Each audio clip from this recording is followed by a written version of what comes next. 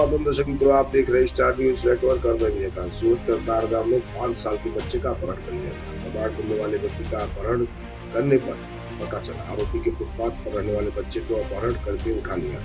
Ahmedabad railway police के अपहरणकर्ता को पकड़ लिया गया। पुलिस ने बच्चे को छुड़ा भी लिया है। 32 वर्षीय दीपक बाबूराव इंगले को गिरफ्तार कर लिया गया है।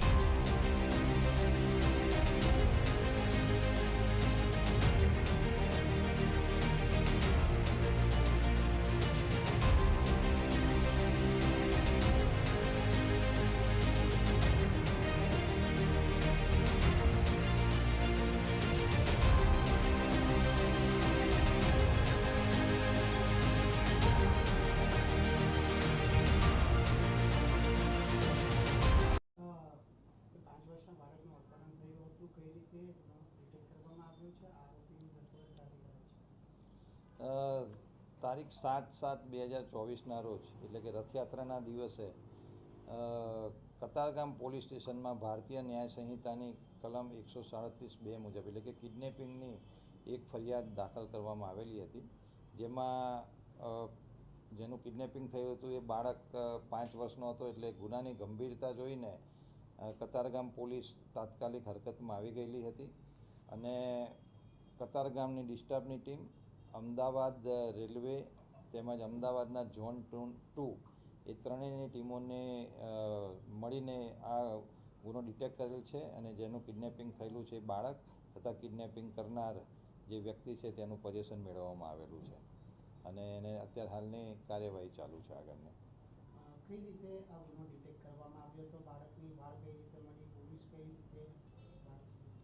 જે ફરિયાદી છે એમણે જણાવેલું હતું કે એમનો જે બાળક 5 વર્ષનો છે એ ફૂટપાથ ઉપર એક ભંગારવાળા વ્યક્તિ સાથે એની સારી દોસ્તી હતી અને જ્યારે આ ફરિયાદ આવી ત્યારે પોલીસે પણ સીસીટીવીની મદદથી જોતા એ બાળક છે એ આ ભંગારવાળા વ્યક્તિ સાથે મોબાઈલની ગેમ ને એ રીતે રમતો હતો, એટલે એની સાથે એની દોસ્તી થયેલી હતી અને આ ભંગારવાળો વ્યક્તિ જેનું કિડનેપિંગ કરીને લઈ ગયેલો હતો, પરંતુ નામની એ બધી વિગત નહોતી.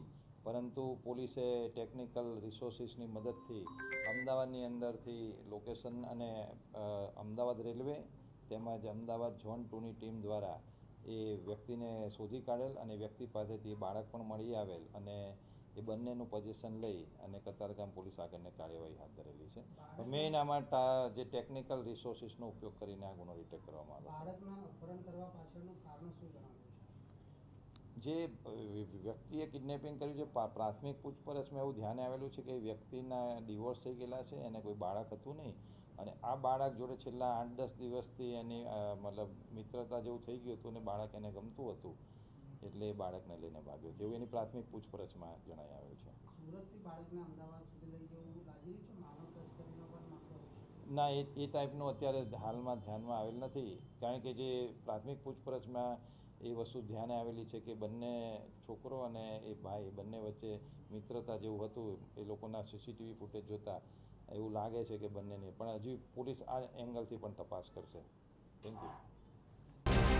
आगे की जानकारी के लिए बने रहे, देखते रहे स्टार न्यूज नेटवर्क। जय हिंद, जय भारत।